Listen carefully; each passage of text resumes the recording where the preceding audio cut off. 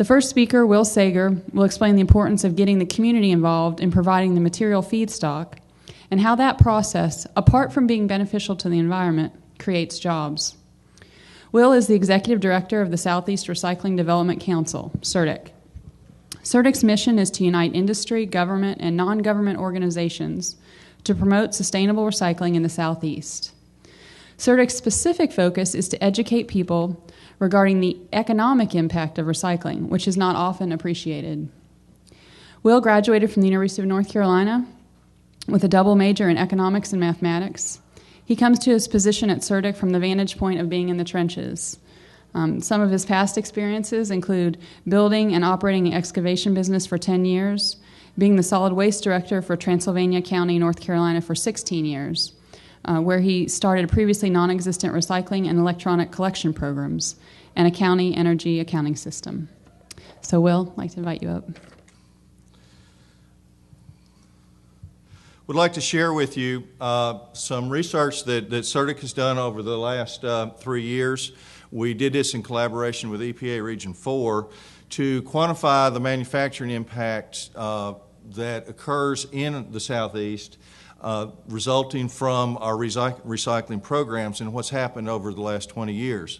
I started my first recycling program in 1989 where we converted old green box sites on the sides of the road into convenience centers, meaning instead of being there 24/7, we had them staffed with hours, and we told everybody that was more convenient, that they weren't open on Sundays. But it gave us control of the waste stream. We were able to bring into compliance so that we could stop putting things like tires and white goods into landfills and start collecting newspapers, plastic bottles, and aluminum cans for recycling.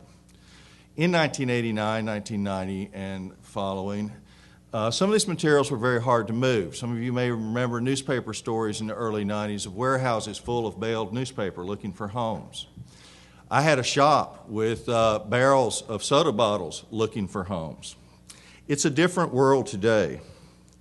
We have got demand for this material. There is a manufacturing infrastructure across the Southeast, and I want to take a look specifically at the jobs that are created from the material in the recycling bin and what that economic impact is, and a look at what that means to our taxes and possible contributions to state tax revenues as states are all struggling with their budgets these days.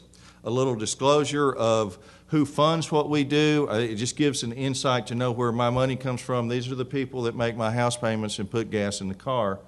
But this is who drives what we do, and you will hear from one of those companies shortly following here, following my talk, Mr. Gardner from Novellis.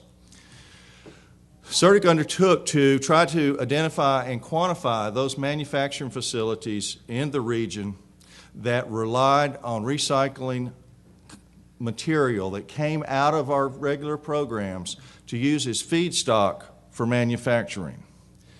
We screened the manufacturing facilities across 11 states down to try to identify just those that relied wholly or in part on recycling material. We didn't want to include people that casually used it. We didn't want to use people that didn't use it intentionally.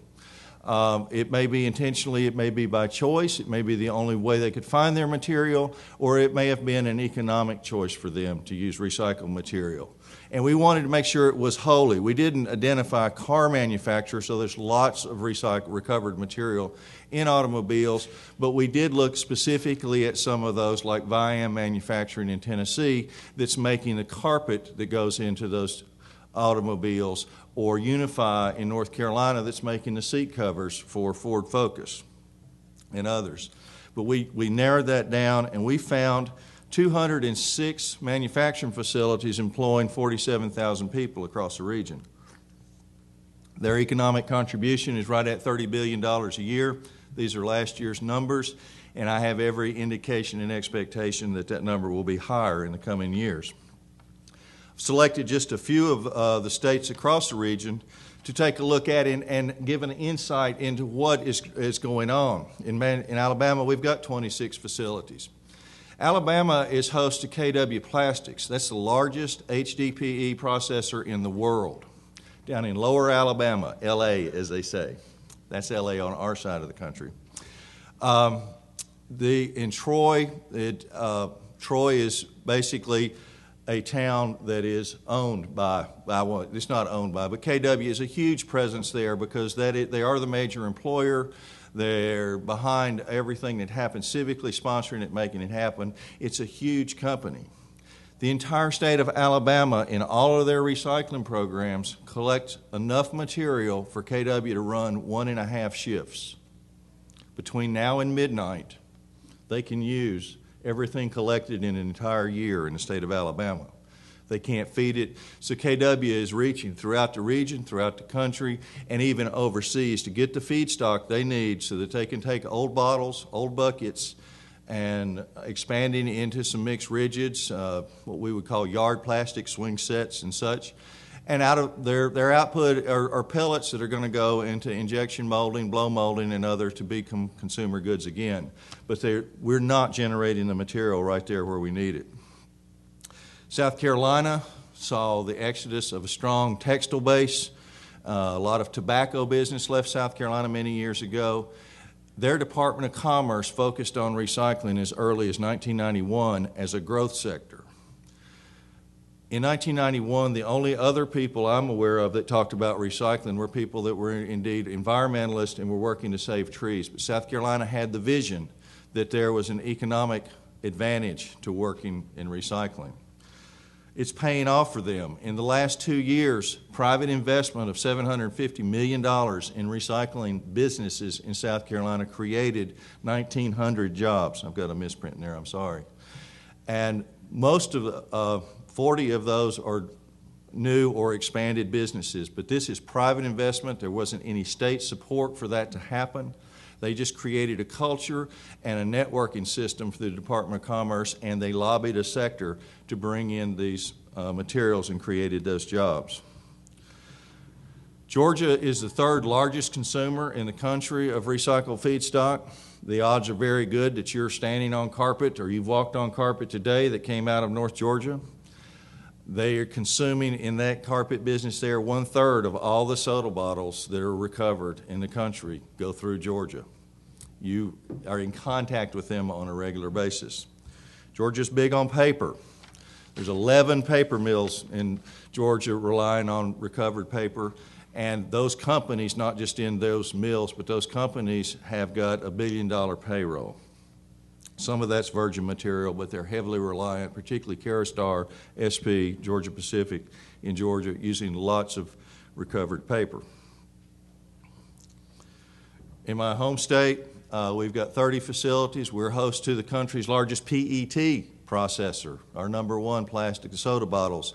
That plastic is, a lot of that headed back to Georgia to be made into fiber. Some of it's going to Unify other places, but we've got 16 plastic manufacturing processors in North Carolina, employing 1,250 people, and just in plastics they're putting out $250 million a year in annual sales. Huge impact on our local economy.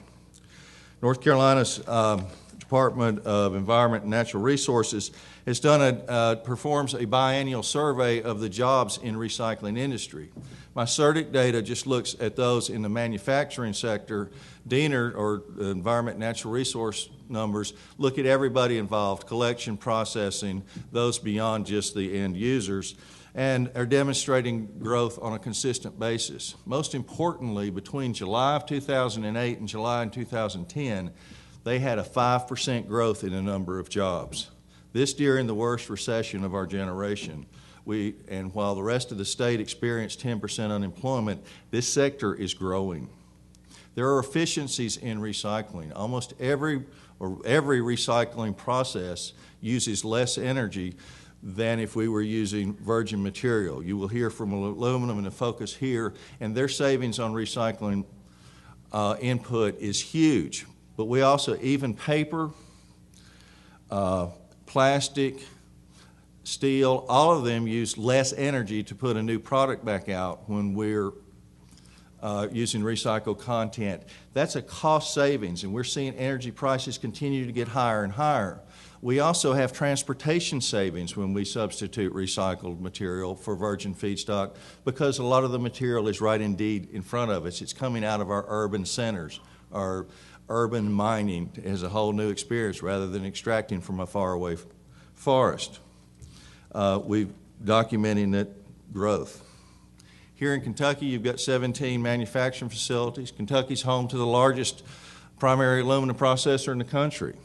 But in Kentucky, your local governments are paying tipping fees of $17 million a year to bury aluminum cans. They're right here in front of you. What could your local governments do with an additional $17 million that they've lost? And what could Novelis, Alcoa, and others do with that same material? We've put all this information together into an interactive map that resides on our website. The resolution in this slide has gotten a little skewed, but this is just a regular Google-type format that anybody should know how to do.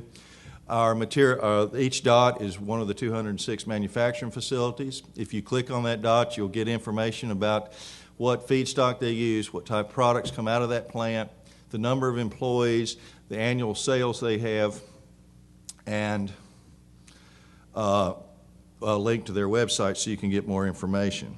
We want to get this information to elected decision makers so that they'll know that their investment in their recycling programs is going to do more than just divert their tipping fees or divert their materials so they don't pay as much in tipping fees, but they're actually create local investment in recycling is going to lead to regional job growth.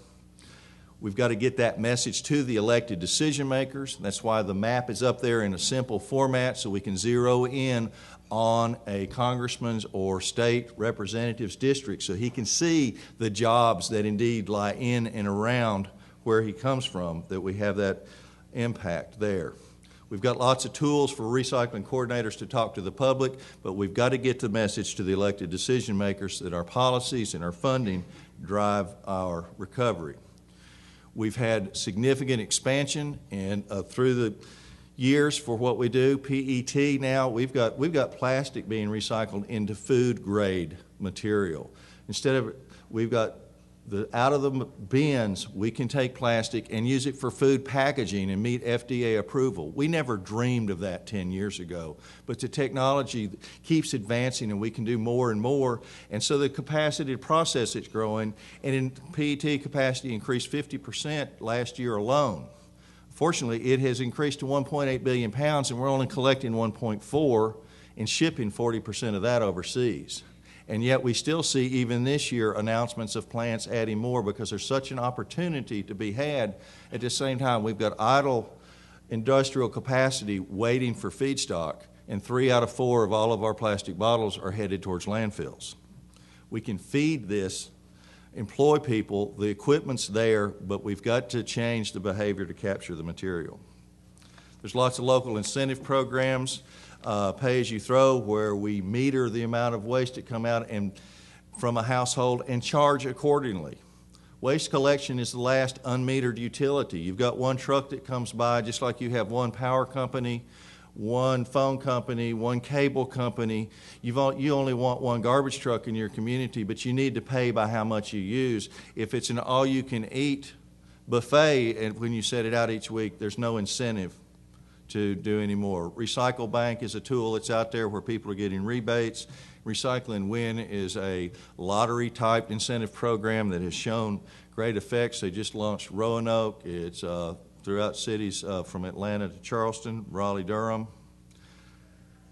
SERDC seeks that at the state level, we want to get this information to those elected decision makers so we can have better planning requirements. Local governments are frontline in handling our materials, and we need to make sure that they're planning and looking down and making the investments in their diversion and setting higher goals that we can capture the material to feed this manufacturing capacity. We need state policies that put funding mechanisms in place to do that, and there's a lot of dialogue out there on extended producer responsibility, where the producer of the product is indeed investing in the capture of their product back when the consumer is finished with it. We want to advocate for local level investment in their infrastructure, again, to look at pay-as-you-throw, support their outreach, and look at regional collaboration. We, as was Liz said in the introduction, we do want to bring government and industry together for sustainable recycling and to put more emphasis that this is not an environmental movement anymore. Indeed, this is an economic reality to be where we want to be. And I thank you very much. There was a lot of our information resides on our website, and I appreciate it. Thank you.